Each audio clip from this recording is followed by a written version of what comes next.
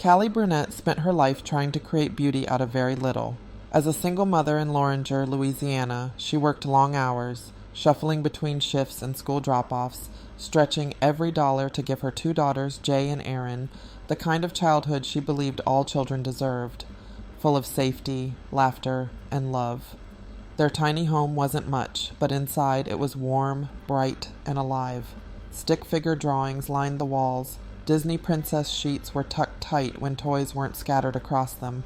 Dinner was often whatever Callie could prepare between paychecks, but she made it special anyway, turning leftovers into candlelit fancy nights, complete with music and dancing in the kitchen.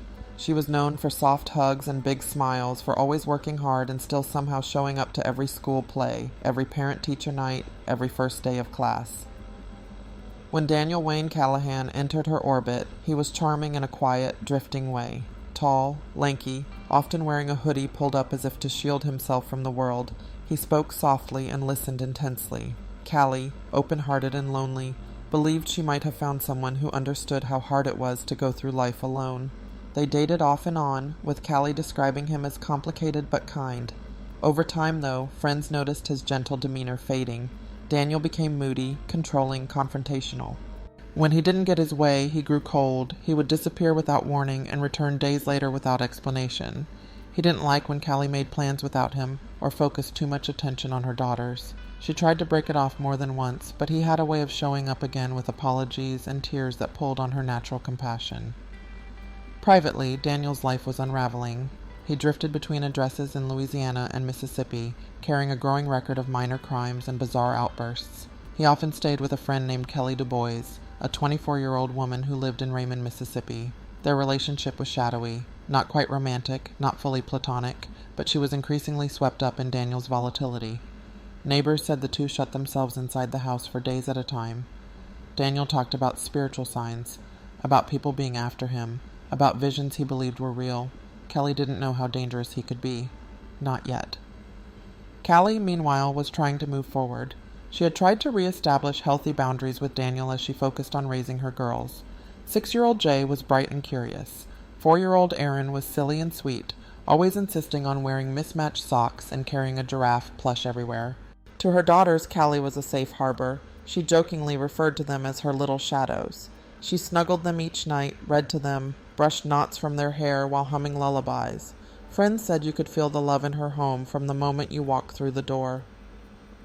On June 12, 2024, Callie tucked both girls into bed, lighting the soft pink nightlight and kissing their foreheads. She promised Erin pancakes for breakfast. She told Jay, initial used, that she would braid her hair special in the morning. She had no idea that Daniel was already inside the house. Exactly how he got in remains unclear, whether she let him inside willingly or he forced his way back. But what happened next was unimaginably brutal. In what detectives would later describe as an explosion of rage, Daniel stabbed Callie repeatedly, more than 50 times, in her bedroom. The attack was so violent that neighbors would later say they heard something like furniture crashing, but dismissed it as a loud television. After killing her, Daniel walked calmly to the girls' bedroom. He shook them awake, scooping them out of their warm beds while they were still groggy and afraid, telling them they were going on a trip. He dragged them out to Callie's vehicle and fled toward Mississippi. Inside the house, Callie lay lifeless on the floor in a pool of blood surrounded by her daughter's drawings and birthday cards. They crossed state lines over the next several hours. Surveillance cameras captured Daniel at gas stations buying junk food. Jay later told investigators her sister was crying and asking for their mother, confused about where they were going. At some point that night, Daniel picked up Kelly Du Bois. Police now believe she helped him hide out and gave him a place to stay while he figured out what to do. In the early morning hours, Daniel took the girls to a wooded area off a dirt road in Jackson, Mississippi. There, under thick trees not far from a set of abandoned train tracks, he smothered 4-year-old Erin with his bare hands. He left 6-year-old Jay injured and terrified nearby. She may have played dead in order to survive. Daniel and Kelly fled again, leaving the little girl in the woods. Miraculously, a passerby heard faint crying hours later and flagged police. Jay was rushed to a hospital as investigators scrambled to understand what had happened. When Callie's co-workers reported her missing later that morning because she hadn't shown up to work or answered texts, deputies visited her house. Her front door was slightly ajar. Inside, they found her body. The manhunt intensified. Daniel and Kelly were located that afternoon at a parking lot in Jackson. Police arrived and quickly took Daniel into custody. Callie initially claimed she didn't know what happened, but investigators believe she had helped him evade arrest. Both were charged. Daniel admitted almost immediately, "I did it. I did everything." Detectives say he laughed at times during questioning, not fully grasping the weight of what he had done. The legal fallout came fast. Daniel was slapped with federal and state charges, including kidnapping resulting in death, transportation of a minor with the intent to engage in criminal sexual activity, 2 counts of murder, burglary, robbery, and sexual battery. Kelly DuBois was charged with accessory after the fact to murder, though her case remains pending. Daniel ultimately pleaded guilty in federal court to avoid the death penalty, but is still facing first-degree murder charges in both Louisiana and Mississippi that could keep him behind bars forever. The heartbreak that followed stretched far beyond Loranger. Vigils were held in 3 cities. People left stuffed animals at Callie's door, giraffes for Aaron, rainbow dolls for Jay. A family friend whispered she loved harder than most people know how to, pressing her face into a bouquet of wilting lilies. Callie's older brother took in Jay.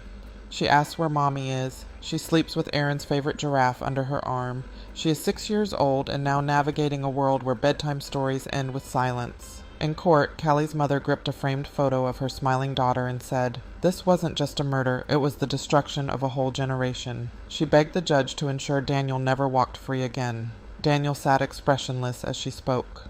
Beyond the courthouse, strangers rallied around Callie's name as a symbol of the quiet vulnerability single mothers face, and as a reminder to listen when women say they are uneasy about a partner. Today, Daniel remains in federal custody serving a life sentence. State trials loom. Kelly is being held as investigators try to determine how much she knew and when she knew it. Callie is gone. Aaron is gone. Jay carries on, small and brave, with a future forever altered. Their home sits empty, sunlight drifting across the quiet floors where dolls once lay and pancakes were promised for a morning that never came. Callie's story now travels far beyond Louisiana, a story not just of horror, but of enduring love, stolen futures, and the dangerous truth that evil can hide behind a familiar face wearing a smile. Callie Brunett's life was defined by love, the kind that cooks dinner on tired feet, that hugs tight after school, that builds a home out of laughter and bedtime songs. She was a mother who believed her children deserved every bit of softness the world could give, even while she carried the weight of it all on her own. She did everything right, and still paid the ultimate price at the hands of a man she once opened her door to. Callie's story is not just a tragedy. It's a warning, a memorial, and a legacy, one that lives on through the daughter who survived and the voices who refused to let her be forgotten. Thanks for watching. If you enjoyed the video, please like and subscribe. Until next time, take care and be kind.